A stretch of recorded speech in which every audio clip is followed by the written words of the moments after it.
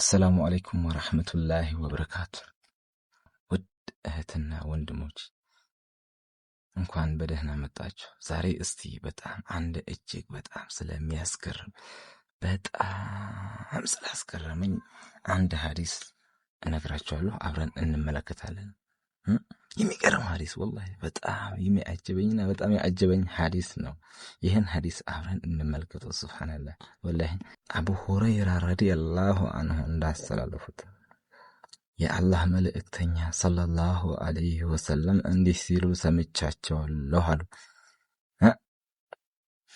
አላህ ከእስራኤላውያን ሕዝቦች መካከል ለምጥ ያለበትንና አይነ ስውር የሆነና ራሰ በራን የሆነን ሰው በአጠቃላይ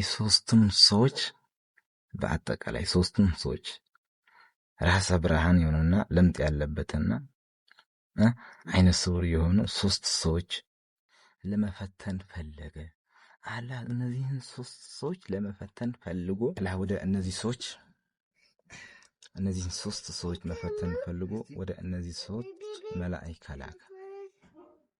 መላእክቱም መጀመሪያ ለምጣም ወደ ነበረው ሰውየው መጣና መልአኩ ወደ ለምጣሙ መጣና በአንተ ዘንድ በጣም ተወዳጅ የሆነው ነገር ምንድነው ሲል ጠየቀው። ሰውየውም ሰዎች በዚህ ሁኔታ ስለሚጠየፉኝ ወይም ደግሞ ስለተጠየፉኝ ውብ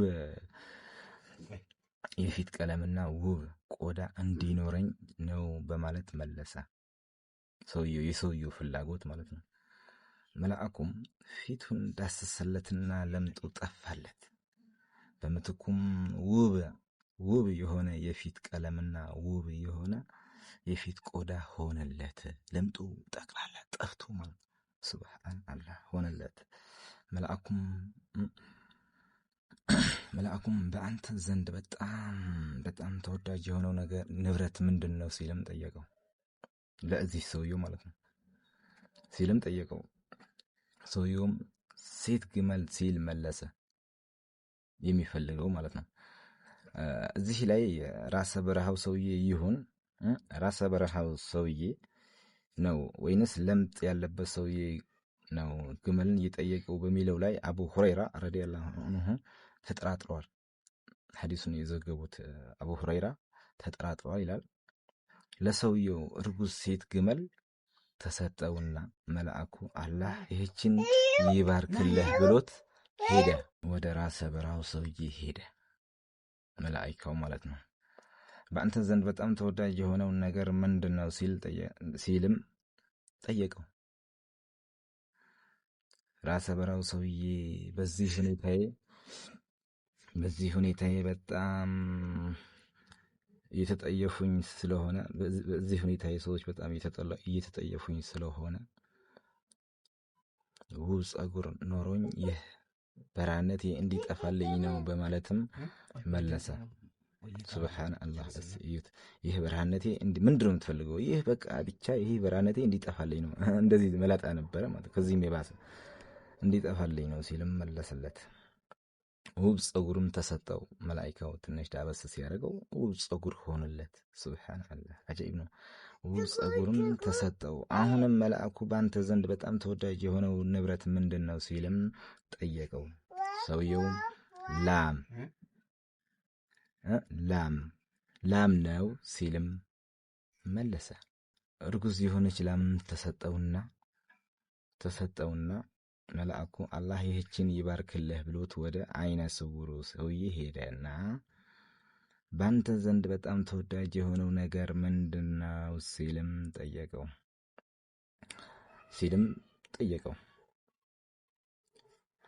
እሱንም ጠየቀው። አይነ ስውሩም ሰዎችን እንድመለከት አላህ የአይኔን ብርሃን እንዲመልስልኝ ነው የምፈልገው ሲልም መለሰ። አላህ የአይኔን ብርሃን እንዲመልስልኝ ነው የምፈልገው ሲልም መለሰ። መልአኩም አይኖቹን እንዳበሰለትና አይኖቹ ዳኑ። ሱብሃንአላህ በአላህ ፈቃድ ማለት ነው። መልአኩ ቀጠል አድርጎ በአንተ ዘንድ በጣም ተወዳጅ የሆነው ነገር ንብረት ምንድነው ሲልም ጠየቀው። በአንተም ዘንድ እንደ ሌሎቹ ሁላ ማለት በጣም ተወዳጅ የሆነው ንብረት ምንድን ነው ሲልም ጠየቀው። አይነ ስውር ወላድ አይነ ስውሩም ይሄን መልአኩ ይሄን ከጠየቀው በኋላ አይነ ስውሩም ወላድ በግና ፍየል ነው አለ። ፍላጎቱ ማለት ነው። በአንተ ዘንድ በጣም ተወዳጅ የሆነው ንብረት ምንድን ነው ብሎ ሲጠይቀው ወላድ የሆነች በግና ፍየል በማለትም መለሰ። መልአኩም የሆነች ፍየልና ሴት ፍየል ተሰጠው። ሁሉም የተሰጣቸው እንስሳት ተዋልደው የመጀመሪያው አንድ ሸለቆ የሚሞላ ግመሎች፣ ሁለተኛው ደግሞ አንድ ሸለቆ የሚሞሉ ከብቶች፣ ሶስተኛው ደግሞ አንድ ሸለቆ የሚሞሉ ፍየልና በጎች አፈሩላቸው፣ ተዋልደው በዙላቸው ማለት ሱብሃንአላህ። መጀመሪያ ምንም ያልነበራቸው ሰዎች ነበሩ። አንዱ አይነ ስውር ነበር፣ አንዱ ለምጣም ነበር፣ አንዱ ደግሞ ራሰ ብርሃን ነበር። ከዛ ይህ ነገር ሁሉ ተወግቶላቸው ከዛም በላይ ደግሞ የሚፈልጉትንና የሚመኙትን ንብረት በሙሉ የሚፈልጉት ነገር ሁሉ ተሰጣቸውና ሁሉም ነገር በዛላቸው ተትረፈረፈላቸው ማለት ነው። ሱብሃንአላህ በጣም አጃኢብ ነው። መልአኩ በፊት የተመሰለበትን የፊት ገጽታ ቀየረ። አሁን ነው እንግዲህ ፈተናው የሚጀምረው። አላህ ይጠብቀን። በስነ ስርዓት እየተከታተላችሁ ይኖር ያልኳችሁን ነገር ሰምታችኋል። መጀመሪያ የነበራቸው ታሪክ እና አሁን ደግሞ ፈተናው ይጀምራል። መልአኩ ፊቱን ቀይሮ ገጽታውን ቀይሮ ሁሉም ነገሩ ቀይሮ ሌላ ሰው መስሎ ለምጥ ወደ ነበረበት ሰውዬ የፊት ገጽታውን በመቀየር ለምጥ ወደ ነበረበት ሰውዬ በመምጣት በመንገድ ላይ ስንቅ ያለቀበት ምስኪን ነኝና አላህ እንዲሁም አንተ ከአላህና ካንተ በስተቀር ዛሬ የሚረዳኝ የለም። በመንገድ ላይ ስንቅ ያለቀበት ምስኪን ነኝና ከአላህና ካንተ በስተቀር የሚረዳኝ የለም። ይህን ውብ ፊት ቀለም፣ ውብ ቆዳና ንብረት በሰጠህ ጌታህ እለምንሃለሁ። ሱብሃንአላህ። ይህን ውብ የፊት ቀለምና ይህን ንብረት በሰጠህ ጌታ እለምንሃለሁኝ። ጉዞ መዳረሻ የምታገዝበት አንድ ግመል እንድትሰጠኝ እጠይቅሃለሁ አለው። ሰውየውም ብዙ ኃላፊነቶች አሉብኝ። ሱብሃንአላህ። መጀመሪያ ምንም እንግዲህ የት እንደነበረ አይተናል ከሐዲሱ። ምን አለው? ሰውየውም ብዙ ኃላፊነቶች አሉብኝ፣ ስለዚህ ልሰጥህ አልችልም አለው። ብዙ ኃላፊነቶች አሉብኝ ልሰጥህ አልችልም አለው። መልአኩም በእርግጥ የማውቅህ መሰለኝ፣ ሰዎች የሚጠየፉህ አይደለህምን ሲል ጠየቀው። ሰውየውም ከአያት ቅድመ አያቶቼ የወረስኩት ንብረት ነው። ዋሽቶ እንግዲህ መጀመሪያ እንግዲህ ይሄ የራሱን መልአክ እኮ ነው የሰጠው። ግን አሁን ደግሞ ምን አለ? ከአያት ቅድመ አያቶቼ የወረስኩት ሀብት ነው፣ ውርስ ነው ሲልም መለሰለት። መልአኩም ውሸተኛ ከሆንክ ግን አላህ ወደ ነበርክበት ሁኔታ ይመልስህ ብሎት ሄደ። ወደ ራሰ ብርሃኑ ሰውዬ ጋር ሄደ። ለምጣሙ ልክ ራሰ ብርሃኑ ሰውዬ ጋር ደግሞ ለምጣሙ ሰውዬው የተጠየቀውን ነገር ሁሉ ጠየቀው። ሲጠይቀው ራሰ ብርሃኑ ሰውዬው ለምጣሙ ሰውዬው የመለሰውን መልስ ነው የመለሰው። ቤተሰብ አስተዳዳሪ ነኝ፣ ቤተሰብ ኃላፊነት አለብኝ፣ ንብረቱ ደግሞ ከዘር ቅድመ አያቶቼ ከዘሮቼ የወረስኩት ንብረት ነው ብሎ ዋሽቶ እሱም ዋሸውና ሄደ። ለእሱም ደግሞ ውሸታም ከሆንክ ግን አላህ ወደ ነበርክበት ይመልስህ ብሎ ረግሞት ሄደ። ለሁለተኛውም ሰውየው ወደ አይነ ስውሩ ወደ ነበረው ሰውየው ሄደ። አይነ ስውሩ ሄደና ስንቅ ያለቀብኝ መንገደኛ ምስኪን ነኝ፣ አይነ ስውሩ ጋር ማለት ነው። እና ዛሬ አላህና እንዲሁም አንተ በስተቀር የሚረዳኝ ማንም የለኝም፣ የለምና ፍየል የሚረዳኝ ማንም የለም። አይኖችህ በመለሰልህ ጌታ ይሆንብህ። ለጉዞዬ መዳረሻ የምትሆነኝን አንዲት ፍየል ስጠኝ አለው።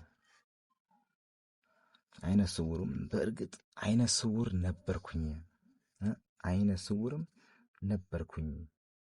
አላህ የአይኖቼን ብርሃን መለሰልኝ። ድሃም ነበርኩ ሀብታምም አደረገኝ።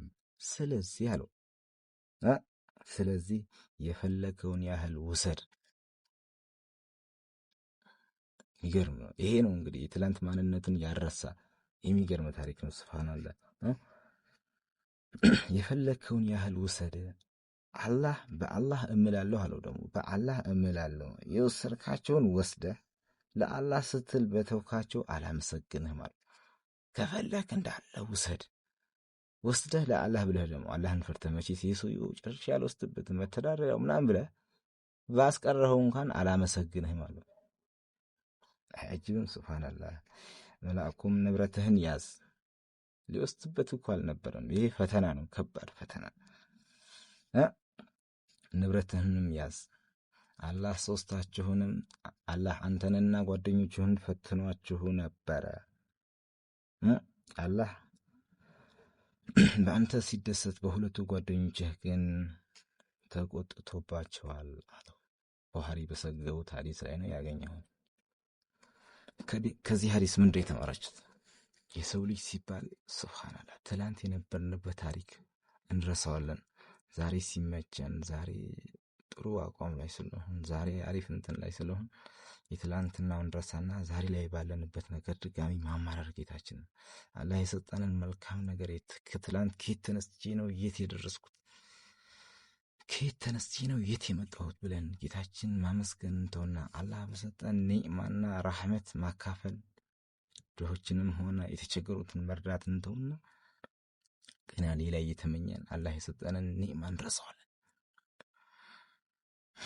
አሁን ከዚህ ፈተና ከሶስቱ ልጆች ሁለቱ ወደቁ። አንደኛው ለምጣም ነበረ፣ ምንም ያልነበረው ነበረ። አላህ ያ ሁሉ ንብረት ሰጥቶት ይሄ መስኪን ሰውየው እኔ መንገደኛ ነኝ፣ ከዚህ ሁሉ ሸለቆ ሁሉ ግመል አንዲቷን ስጠኝ ሲለው አይ እኔ የለኝም፣ ቤተሰብ አስተዳዳሪ ነኝ፣ ብዙ ነገር ብሎ እምቢ አለው። ራሰ በራኑም እንደዛው። አይነ ስውሩ ግን የትላንትና ማንነቱን አረሳ። በጣም የሚያጅብ ሐዲስ ነው ወላሂ። እኔ በዚህ ሐዲስ በጣም ነው የተገረምኩት። ሱብሃንአላህ። እስቲ እናንተስ ምን ተሰማችሁ? ይህ ቪዲዮ ከተመቻችሁ፣ ይህን ታሪክ ከተመቻችሁ ላይክ በማድረግ ኮሜንት በመጻፍ ይበልጥ ደግሞ እኔን በደንብ መደገፍ ከፈለጋችሁ ደግሞ ሰብስክራይብ በማድረግ ቤተሰብ ይሁንኝ፣ አበረታቱኝ። አመሰግናለሁ። እወዳችኋለሁ። ሰላም አለይኩም ወራህመቱላሂ ወበረካቱ።